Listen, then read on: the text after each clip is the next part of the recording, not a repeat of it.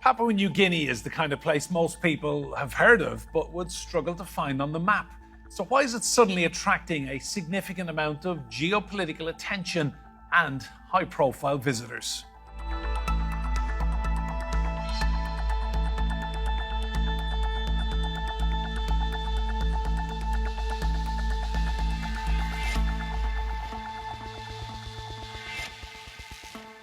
Hello and welcome to the programme. I'm Enda Brady. Papua New Guinea may seem an unlikely place to find itself at the centre of a showdown between global rivals. But this largely undeveloped island of 9 million people and over 800 languages is suddenly very popular. The reason? Because it lies on one of the political fault lines between East and West. The key to Papua New Guinea's new popularity is where it lies in the South Pacific, directly between China and Australia at the gateway to Asia, an area the US sees as its backyard. A tussle for influence has begun. When the nearby Solomon Islands recently signed a security pact with Beijing, Washington and others were stung into action. In the last few months, visitors have included French President Emmanuel Macron, India's Prime Minister Narendra Modi, and America's State and Defense Secretaries. President Joe Biden would have gone too if it wasn't for a last-minute cancellation. The outcome was the US agreeing a defense deal with Papua New Guinea. In response, China is offering a free trade agreement. The island nation's Prime Minister has insisted his country remains neutral ground, but do the world's major nations agree? Well, let's meet our guests. In Port Moresby, the capital of Papua New Guinea, is David Lee. He's Professor in Political Science at the University of Papua New Guinea. In Singapore, Samir Puri, Visiting Lecturer in the Department of War Studies at King's College London. In Brisbane, in Queensland, Australia, Tess Newton-Kane, Senior Research Fellow at Griffith Asia Institute. And here in the studio with me, Humphrey Hawksley, author and a former BBC correspondent. Welcome to Roundtable to all of you.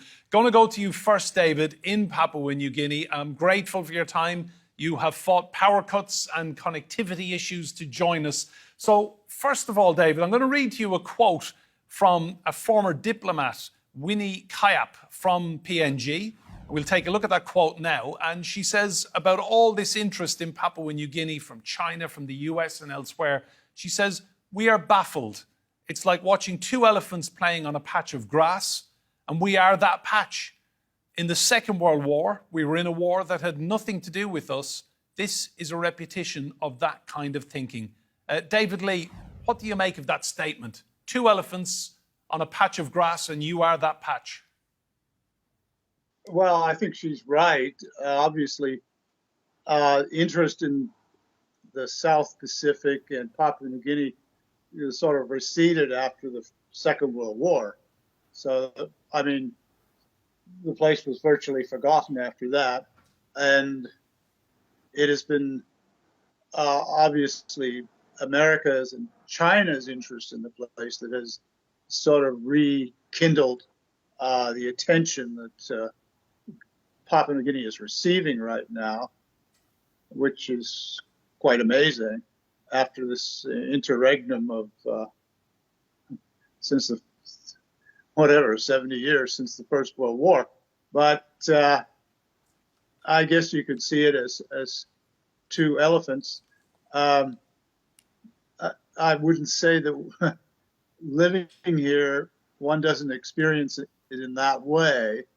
There have been a lot of improvements, especially around the Apex summit in 2018, when China improved a lot of the infrastructure in Port Moresby. That was very visible.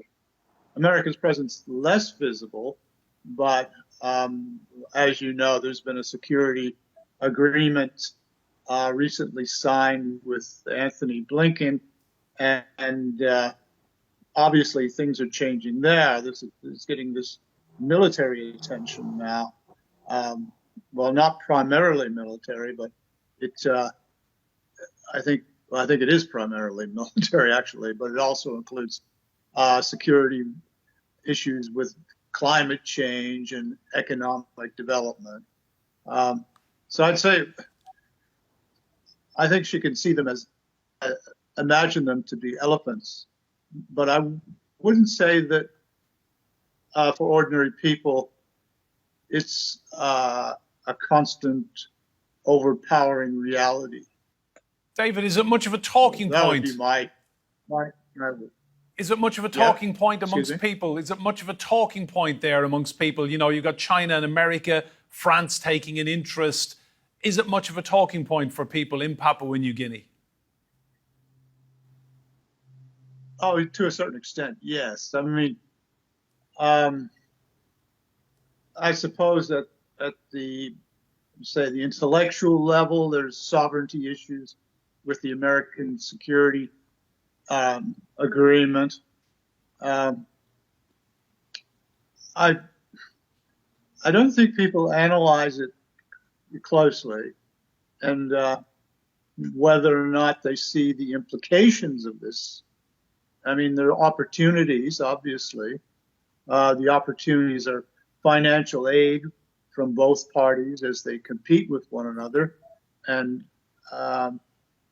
also, notwithstanding, you have to think of Australia has been the primary aid donor, so their interest is also acute.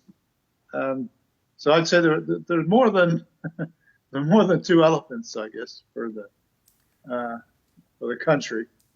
Now that you mention Australia, I want to bring you in, Tess. How do people in Queensland, far north Queensland, looking north, your neighbours there, Papua New Guinea, what's the feeling like in Australia about China and America having this power play in the South Pacific? Thank you. Yes, I am joining you from Queensland. I'm joining you from Mianjin, also known as Brisbane. And I think that the position of Queensland in relation to the Pacific is quite particular, and especially in relation to Papua New Guinea. Here in Queensland, we have the largest number of Papua New Guineans living outside of Papua New Guinea, with a very strong diaspora, and it's even more so, markedly so, in the north of Queensland, up around Cairns. Australia is obviously very alert and very aware of what's going on in its near region. As David's already made reference to, Australia is a very significant partner for Papua New Guinea, not least as the former colonizer or the former colonial power from whom Papua New Guinea achieved independence nearly 50 years ago. So the relationship with Australia is very strong.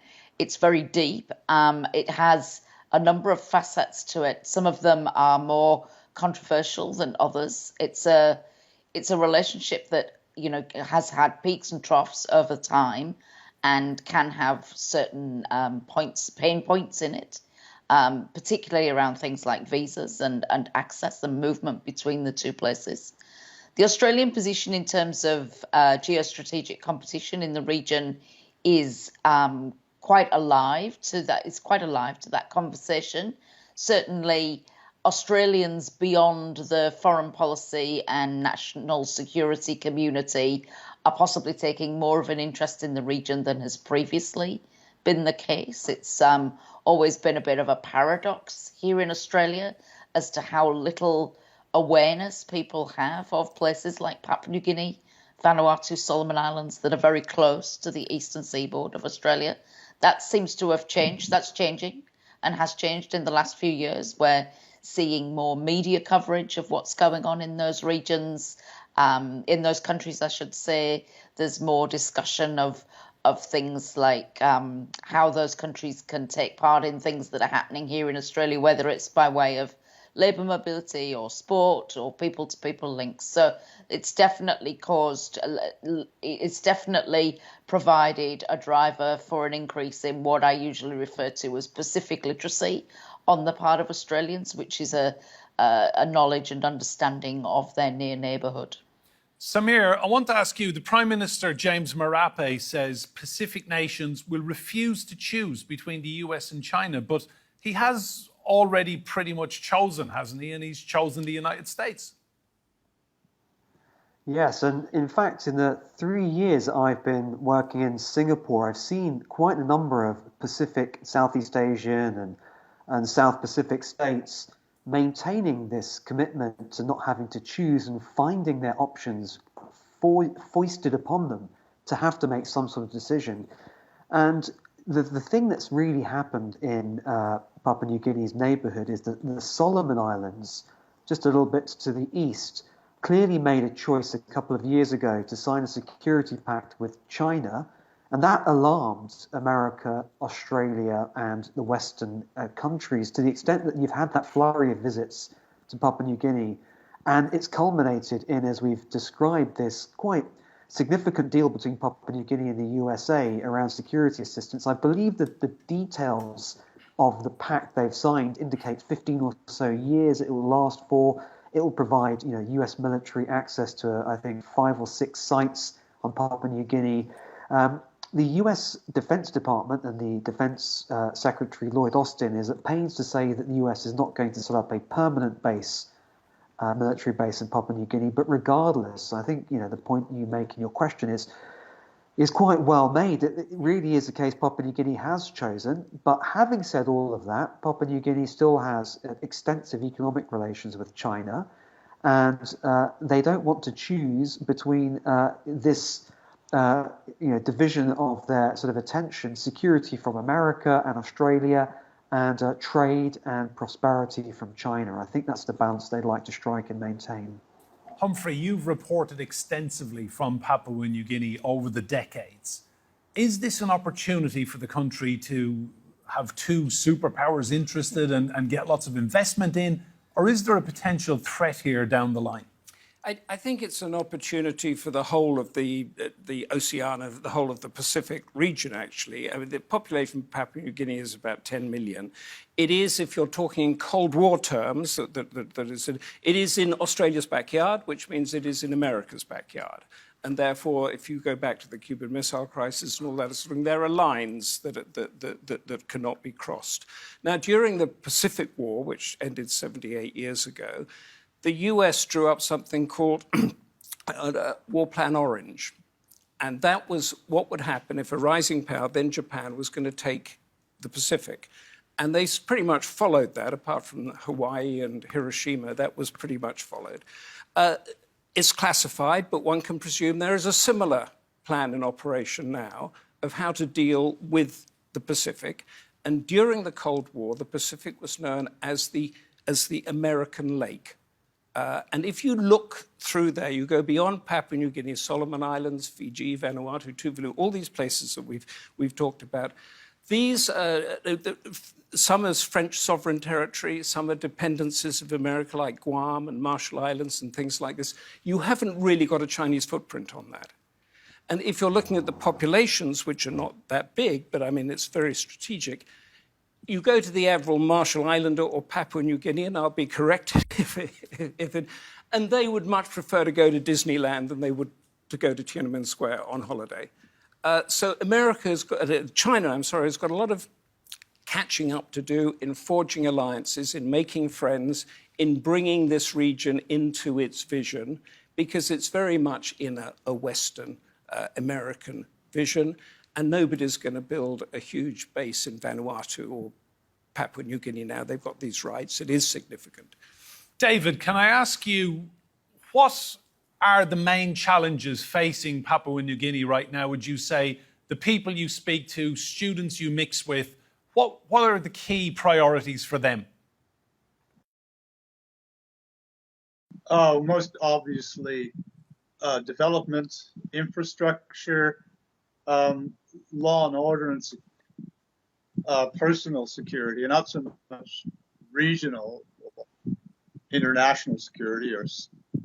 I think they are foremost in people's minds.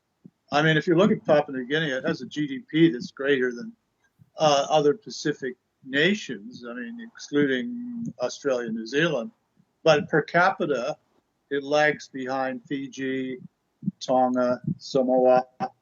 So there is, this idea that, things have not reach the ordinary people in terms of the resources that are being moved out of the country, the natural gas and the gold and silver that's coming out of the mines.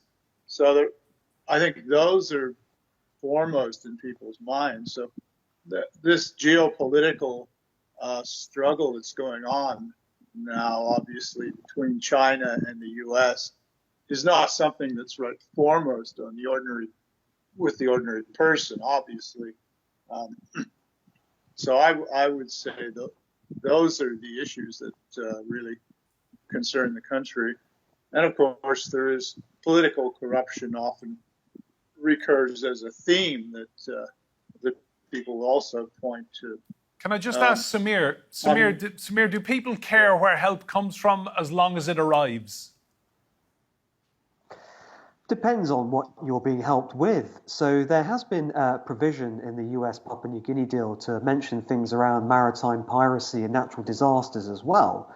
So one could feasibly imagine if something goes wrong in either of those two spheres that we'd be looking at a non-war situation. But in terms of the sort of security side of it, something I think that's really important to mention is, obviously the proximity to Australia, as we've talked about. In particular, the Cape York Peninsula is somewhere which sort of juts out north of in Australia, just south of Papua New Guinea. The distance between the two is quite small. US Marines have been exercising quite energetically along the Cape York Peninsula in recent weeks and months, as reported in the US press. And I think what they're trying to do is they're trying to illustrate their reach and their ability to deploy in these sort of tropical island environments. And it's not necessarily the case that Papua New Guinea is going to be a theatre of war. It's quite far away from where US-China tensions are at their most acute, which is, of course, around Taiwan. But it's really about Papua New Guinea's role as a sort of a staging ground for possible US military actions further north in the Pacific. But I think in terms of where the help comes from, ultimately, Papua New Guinea will be looking for another part of the deal that they've signed with America is assistance in building up their own quite modest security forces in the years to come. So that's something that Papua New Guinea will be expecting to receive: security assistance, training, and that sort of military help from America. Tess, the Prime Minister James Marape has said that Papua New Guinea is a friend to all, an enemy to none. If they keep cozying up towards the United States, do you think China will see it that way? Well, just to pick up on a couple of things that we've heard from other people. First of all, I don't agree with this position that Papua New Guinea has made a choice and has chosen the US. Papua New Guinea is a long-standing member of the non-aligned movement, just as other Pacific Island countries are, such as Fiji and Vanuatu. And as you say, Papua New Guinea's foreign policy is based around being friends to all and enemies to none. Mr. Marape and other Pacific leaders are perfectly well aware of how countries such as the US and Australia and New Zealand and the UK have made plenty of money and done very well economically out of close relationships with China. And he quite rightly sees that that's an opportunity for his country as well. And we've already, as David's already mentioned, there's a very strong economic relationship between China and Papua New Guinea. Papua New Guinea is also looking for opportunities such as education for its young people, particularly around technical areas, including the green economy, renewable energy, and those sorts of things. Increasing numbers of students from Papua New Guinea are now studying at universities in China, whereas they may have, previously either not had an opportunity to study at all or may have studied somewhere else. So I think there's certainly scope for, and I think Marape has already made this very clear, as have other Pacific leaders, that they see themselves being able to work with a range of partners. They're very clear about what their own development priorities are. They're very clear about what their security concerns are. They're largely around human security, and particularly the security challenges associated with climate change, which is on the record in the region as being the preeminent security concern. So I think it's really important that rather than trying to distill everything down to some sort of binary choice, that we recognise that the leaders of these countries are working in very complex environments and that they are well aware of the complexity in which they work. And I would just also, take some a little bit of umbrage with use of terms like our backyard, or it's Australia's backyard, or America's backyard. Papua New Guinea isn't anybody's backyard. The Pacific isn't anybody's backyard. One of the main things which has not yet been mentioned since 1945 is that these countries have gone from being colonial possessions to being independent countries. Yes, there are still some colonial possessions, but Papua New Guinea is an independent sovereign country. So there'll be no US Marines, trotting up from Cape York or anywhere else, unless at the invitation and with the permission of the Papua New Guinea government. Well, And on that point, Tess, that on remains that point, the case even under the security agreement. And I think that that's something that really needs to be kind of stated fairly clearly, that these countries are individual sovereign countries. They exercise sovereign decisions just as other countries in the world, and that needs to be the starting point for these sorts of conversations. well, let's see what the Prime Minister makes of this. We can hear now from James Marape himself. This is what he told reporters recently.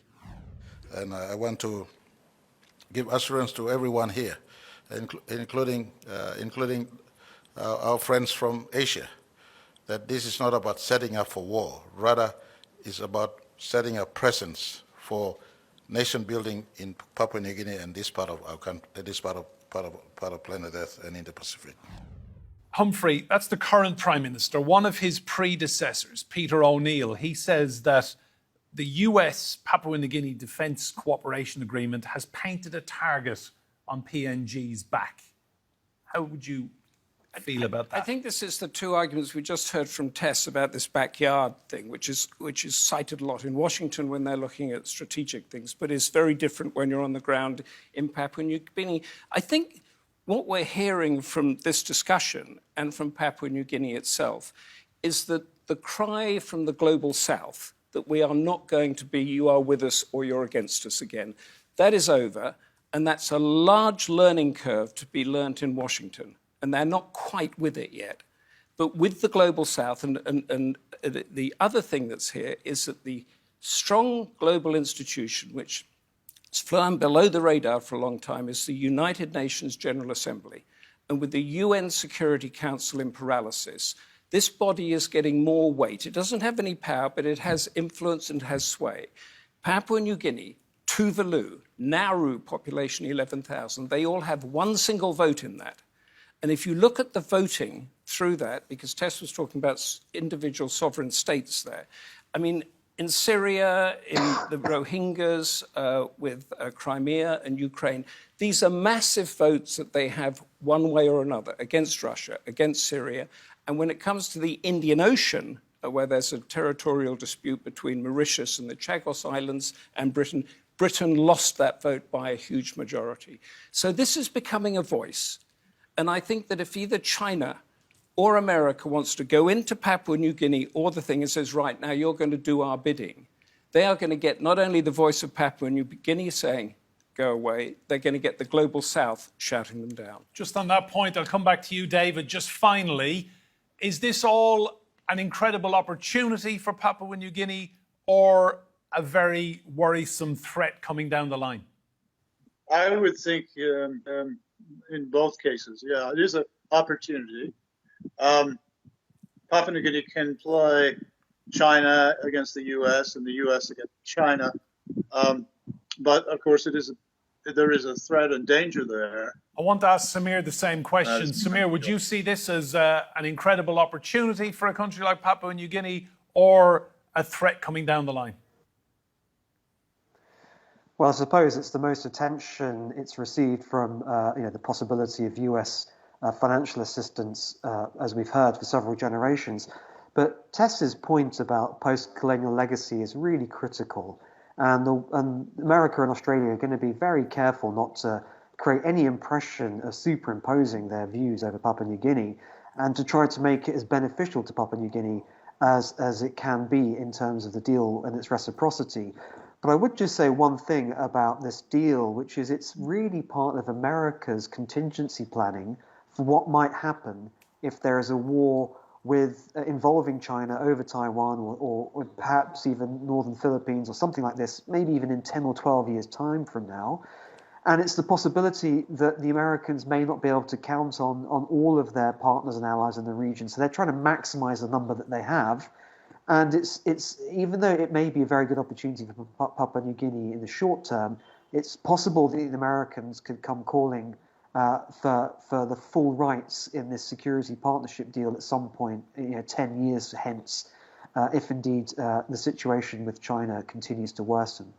Samir, Tess and David, Humphrey here in the studio, thank you all. That's all we've time for. Remember, you can see more discussion and debate on our YouTube channel. Search for Roundtable TRT World. But for now, from me, Enda Brady, and all the team here, goodbye and thank you for watching.